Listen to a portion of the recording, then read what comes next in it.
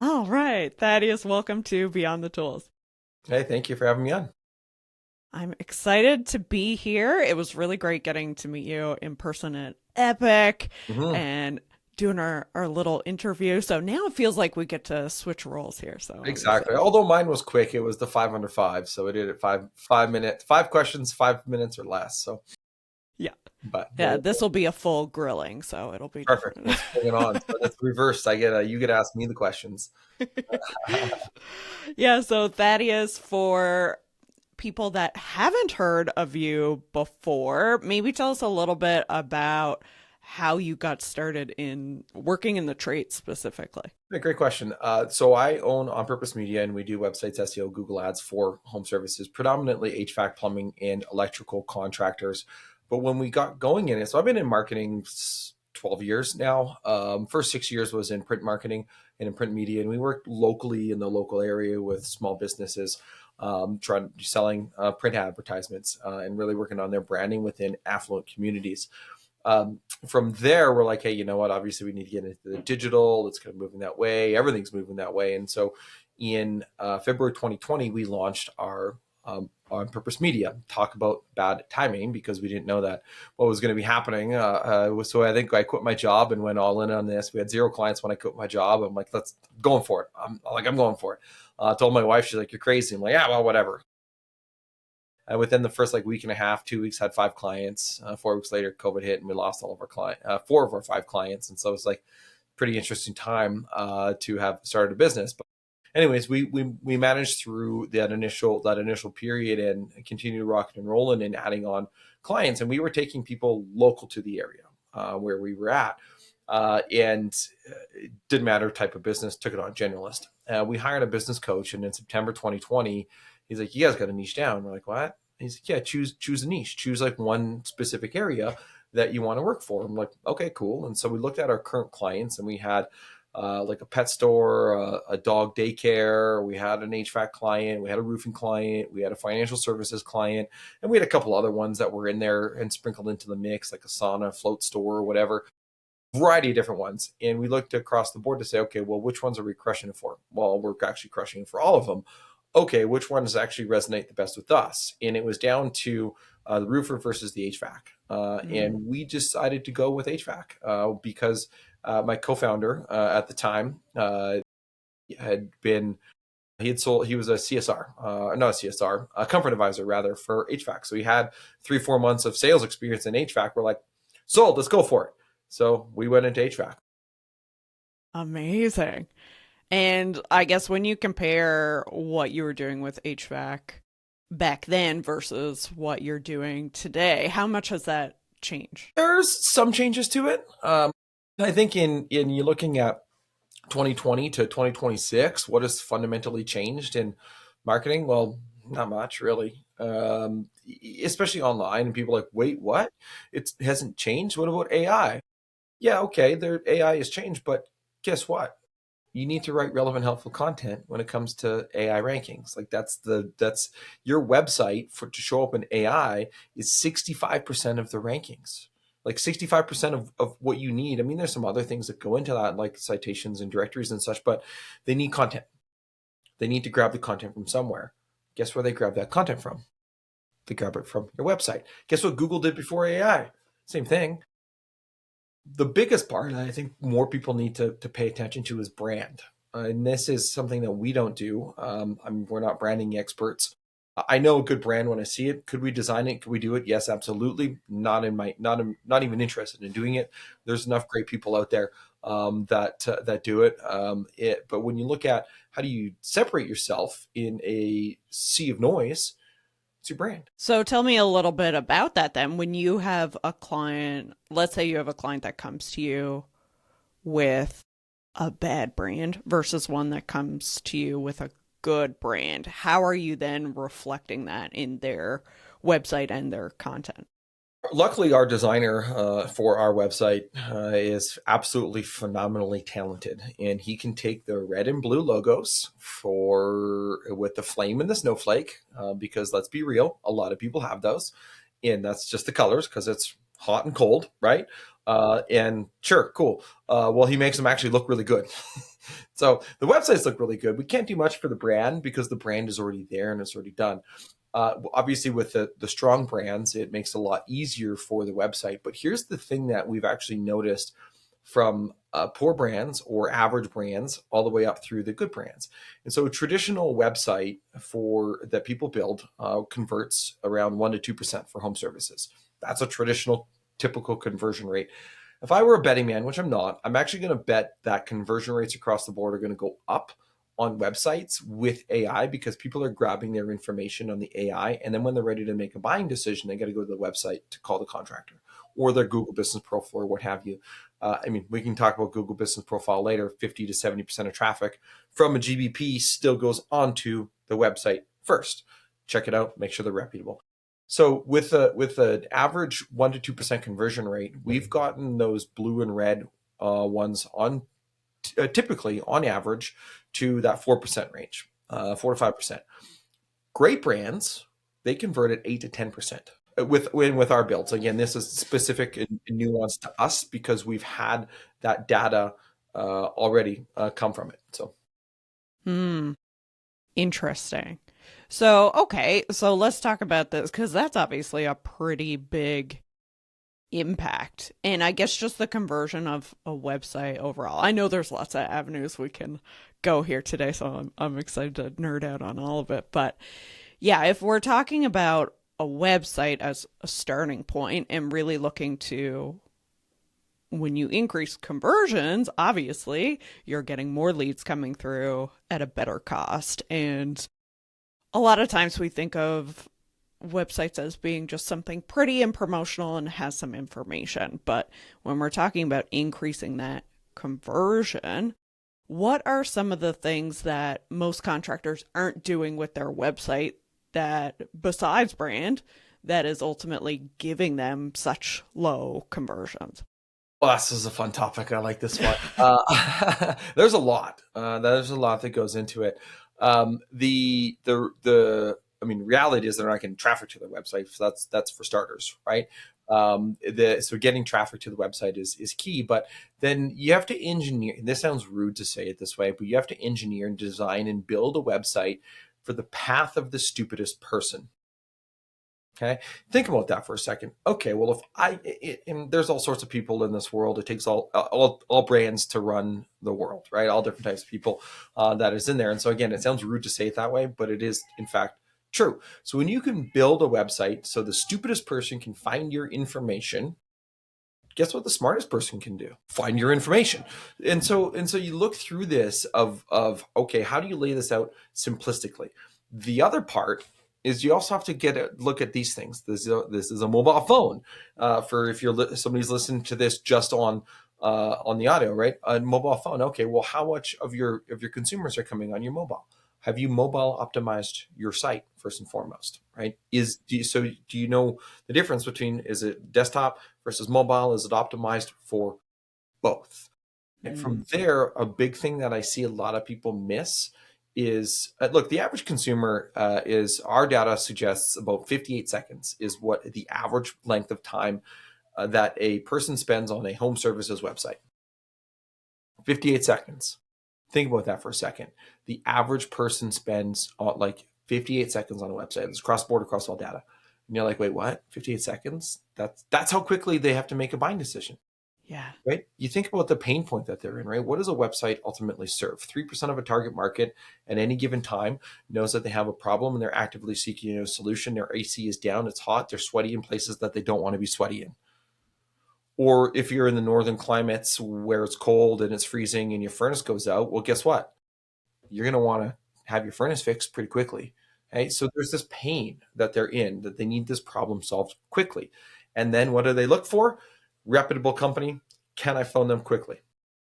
That's it. So your website, if you miss the part of being a reputable company, if you put stock images on there, if you put no images on there, where's the reputation? Where's this trust factor that you need to build? So putting in your own photos. Your photos, by the way, don't need to be some glamorous photo shoot either. I think a lot of people miss this. They're like, but I need to schedule a photographer. No. If there's two of you in your business, a team of two, cool. If there's one of you, okay, maybe you need to bring a photographer and follow you around for a day. But if there's a team of two that are going out to do an install, guess what? One person takes photos of the other person, and then the next job they switch. Like, use your phone. Everybody has a cell Yeah. phone, right? Use your phone. Follow your people around for a week and take photo after photo after photo after photo after photo. And guess what? You probably already take before and after photos. You probably already upload them into your House Call Pro or your Service Titan, or maybe you use Company Cam. Well, why don't you add those to your website? Real photos, right? That second part is that call piece. How many times have you went onto a home services website, Crystal, and you're like, man, I can't even find the phone number? Yeah.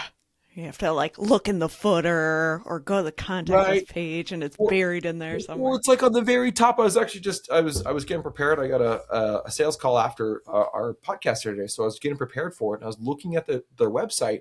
I'm like, wait, where's their phone number?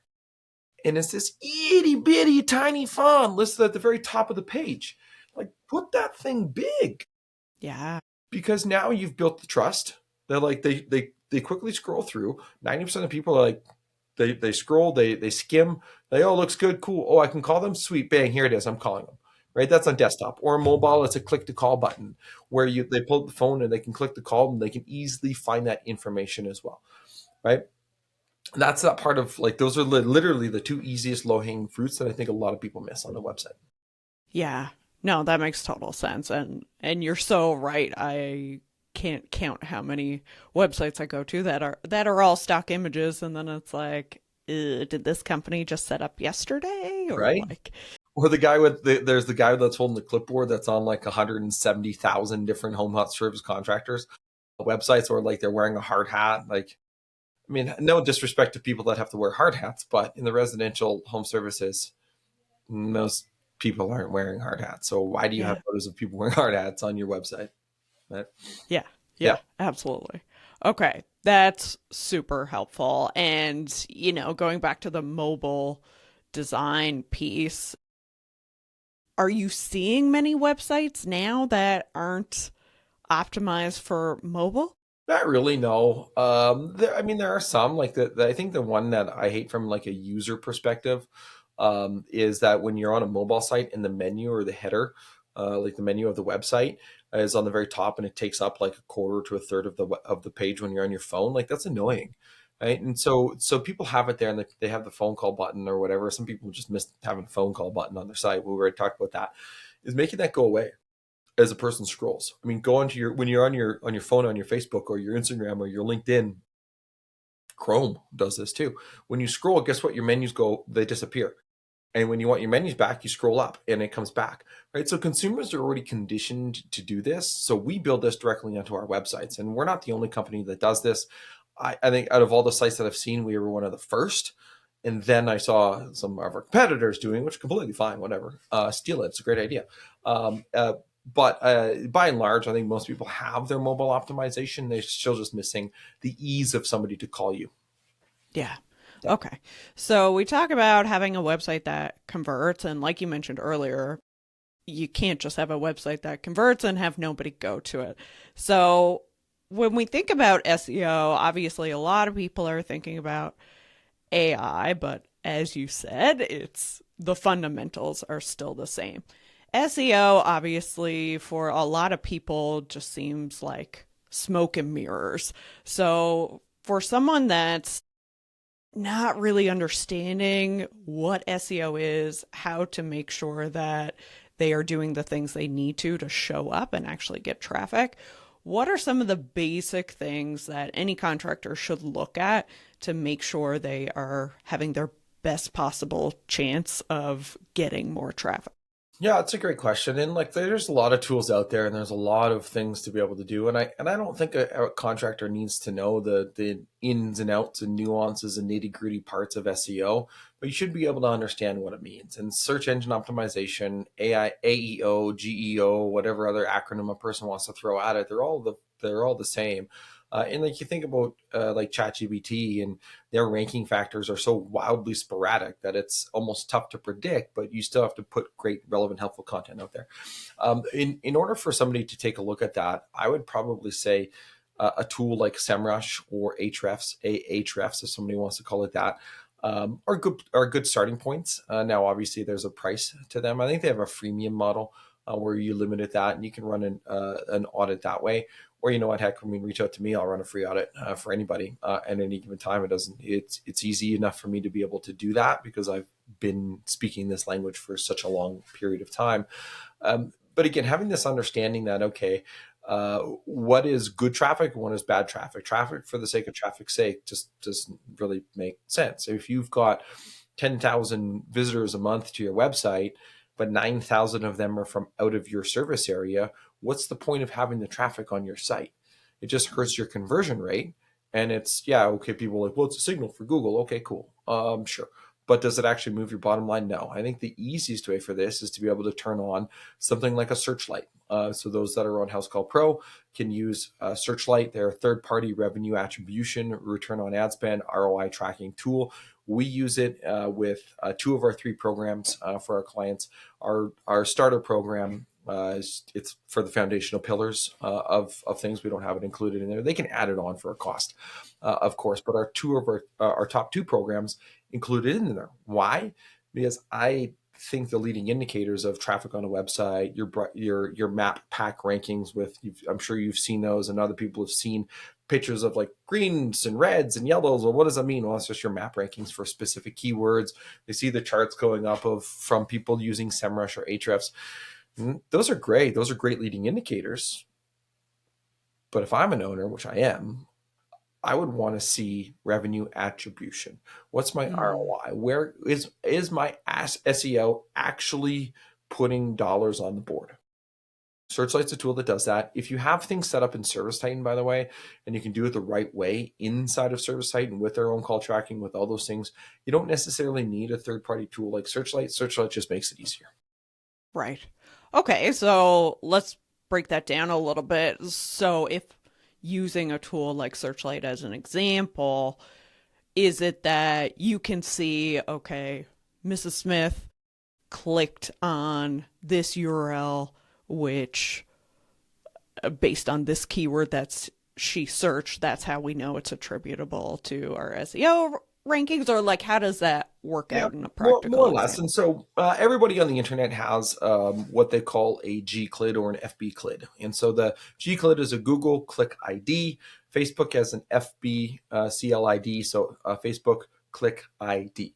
And so what that is it's a unique identifier that is unique to me as an individual that Google has, Facebook has, and I'm sure there's some other people that have it out there, but let's be real, it's just that's Google takes the crown of the first party tracking data. Same with Meta.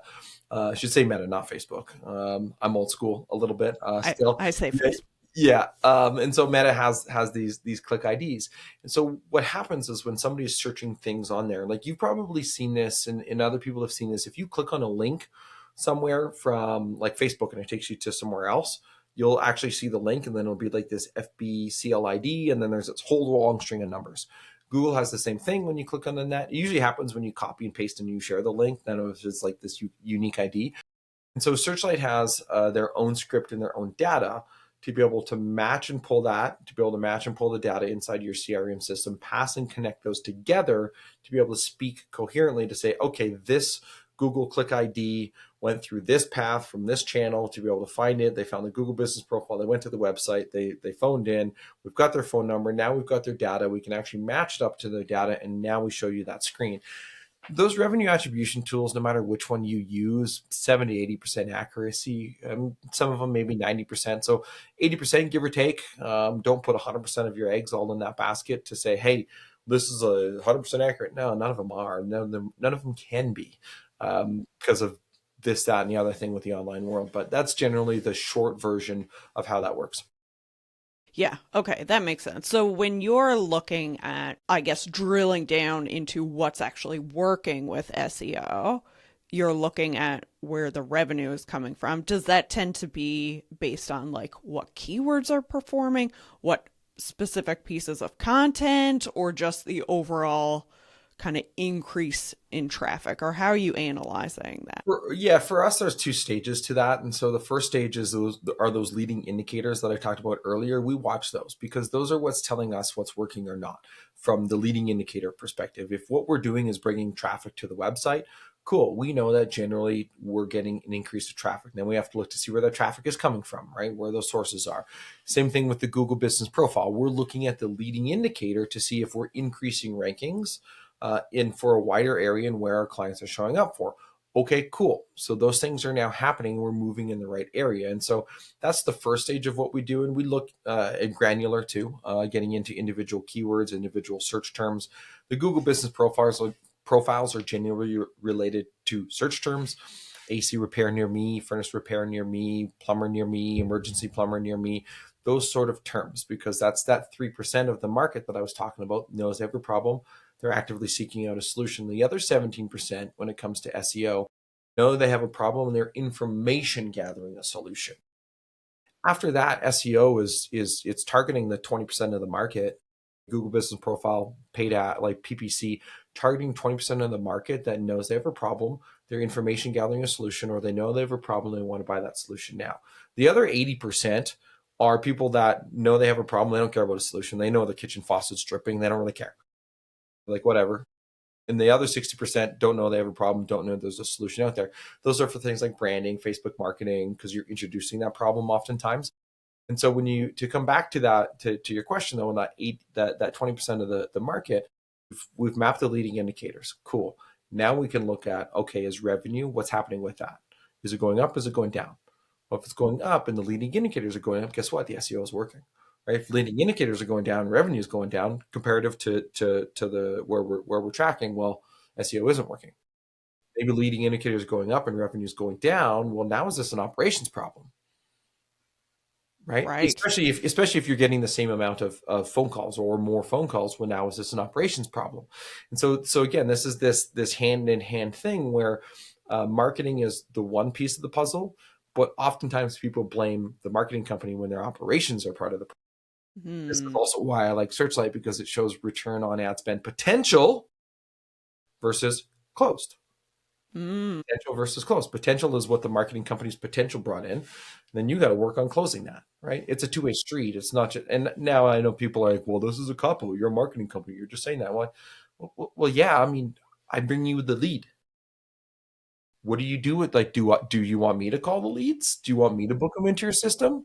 Well, no. Okay, cool. Well, then that's your thing. I bring you the lead. My job essentially stops when I bring you the lead. Yeah. In a broader sense, obviously, there's Yes. coaching and things that we listen to and call tracking and yada yada yada that can go involved to be able to help guide that. But by and large, that's where marketing stops. Yeah, absolutely. And I think you're speaking to a lot of how expectations have evolved there, and oftentimes, yeah, what you have is not really a marketing problem. It's a conversion problem or lead follow-up problem. So going back, that is to talking about AI, because I know a lot of contractors listening are probably thinking, the way things are advancing so quickly, if I want to rank high, whether that's on AI itself or just in general, like I can use ChatGPT, I can use all these tools to be able to make all these blog posts and tell me exactly what to do. What would you say to anyone that thinks that AI is their SEO and that's all they really need to be able to succeed? I mean, they're not inherently wrong by that. I mean, you can definitely do that, but what's your opportunity cost? Or do you know the nuances of what you need, right? Like relevant, helpful content. This is the thing, relevant, helpful content. Yeah, you know what? I can go to ChatGPT right now or Claude. I mean, we actually prefer Claude for our content. And guess what? We use AI to help write our content. I'm not going to hide from that. We also have a human review every single piece of content before it goes live on a website. Right? So some people will just blindly take an AI piece and copy and paste it and throw it up on a website without even reading it. And that's dangerous because they want relevant, helpful content. You don't need to spam it. Some people are like, oh, I'll do a blog post a day. Well, okay, is that relevant, helpful content? I mean, that's the question that a person has to ask. But the other part is, have you mapped out a definitive SEO strategy behind the content, or are you just willy-nilly picking out topics to be able to send it and post it to your site? Do you have a topical authority cluster, and that's fancy talk for under drain cleaning, there's 98 different blog posts that we can write about drain cleaning. 98 about drain cleaning. Okay. And so we've mapped all of these things out. In like AC repair, I don't even know the number off the top of my head. I just remember drain cleaning sticking out of me. It's like, we have 98 blog posts we can write about drain cleaning. Cool. So what's the focus then? Okay. Are we going to focus on drain cleaning exclusively? Is that the biggest revenue measure for your business? Let me focus on that. Or is it location and service pages? Because location and service pages are a little bit different than a blog post. You can't just copy and paste and put the content out. I guess you could, but you want to have some thought into it. Are you putting in the right H1 header? People are like, well, what's an H1 header? Well, if you don't know what an H1 header is, you're putting your own blog post and your location, your service pages on your website, you're probably not going to be that great after all, because you don't even know what that is. The other part is, when do you and how do you structure your content? Have you programmed your AI to say, okay, well, if I think the last number was like 45% of AI overviews come from within the first couple paragraphs of a web page. Mm. Have you put your most important information at the very beginning?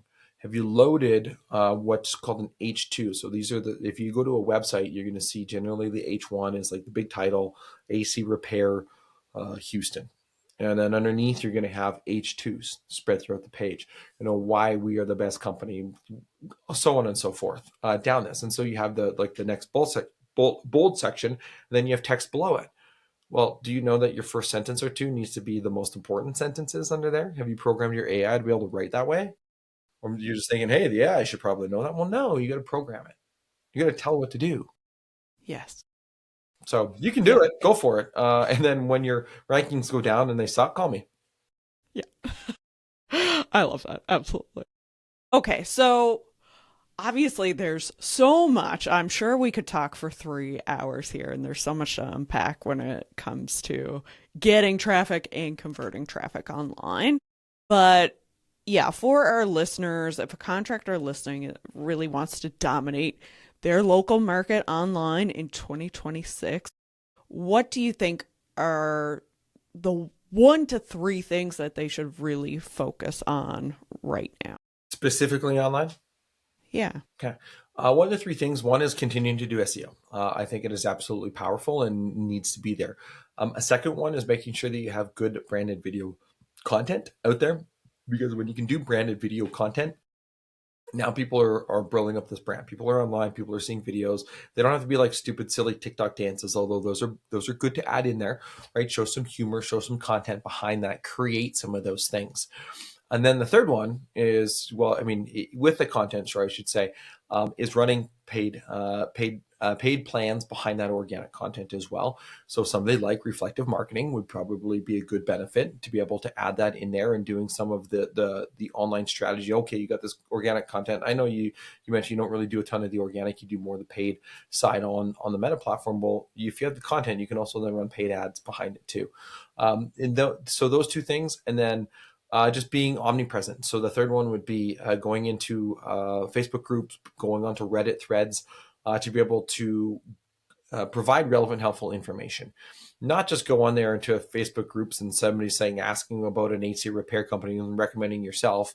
No, going out and providing some valuable information to that local Facebook group all the time, not just on like posts that are going to call you. If there's something that you could give some value and helpful information on, do it, because now you actually position yourself more as a helpful authority versus just somebody who's there to take the phone call and wanting the sale. Again, it's Gary Vaynerchuk's jab, right hook philosophy. Value, sale comes your way. Yeah. Amazing. Well, thank you, Thaddeus. I really appreciate you digging into all of this. And I feel like there are so many good nuggets here. So what's the best way for our listeners to learn a little bit more and connect with you further? Yeah, so they can find me on Facebook. So I'm pretty active on there. Facebook.com/Thaddeus Tondu. I think it's Thaddeus.Tondu. I think it's Thaddeus.Tondu for Facebook. We also have a YouTube channel, youtube.com/@Thaddeus Tondu. And of course, just reach out to our website, onpurposemedia.com. That's onpurposemedia.com. Perfect. And we'll put all those links in the show notes as well. Thaddeus, it's been a pleasure. Thank you so much for being on the show. Hey, you're very welcome. Thanks for having me on.